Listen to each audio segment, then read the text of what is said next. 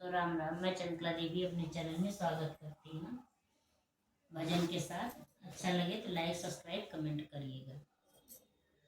मैया रानी छोट मंदिर वानी और गोड़ कैसे के लागी हो। मैया छोट मंदिर वानी और गोड़ कैसे के लागी हो।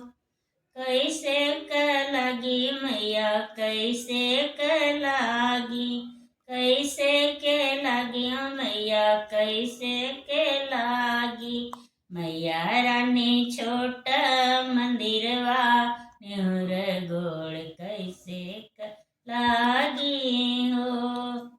छोटे मंदिरवा में भीड़ होला भारी, छोटे मंदिरवा में भीड़ होला भारी।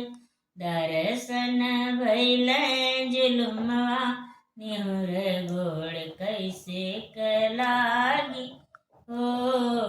दर्शन भइल जुलुमवा निहुर गोड़ कैसे के लागी हो।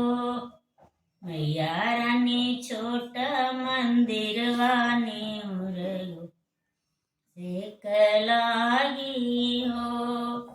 कैसे बनाई मैया पूड़ी और हलुआ, कैसे बनाई मैया पूड़ी और हलुआ।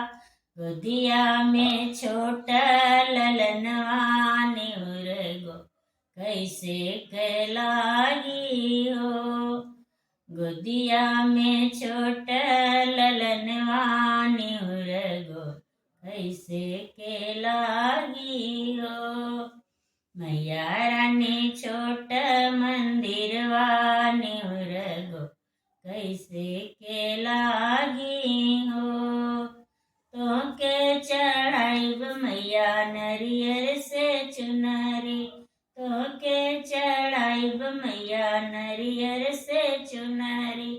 तोके ओढ़ाइब ओढ़निया निहुर गोड़ कैसे के लागी हो। मैया रानी छोट मंदिरवा निहुर गो कैसे के लागी हो। मैया रानी छोट मंदिरवा निहुर गोड़ कैसे के लागी।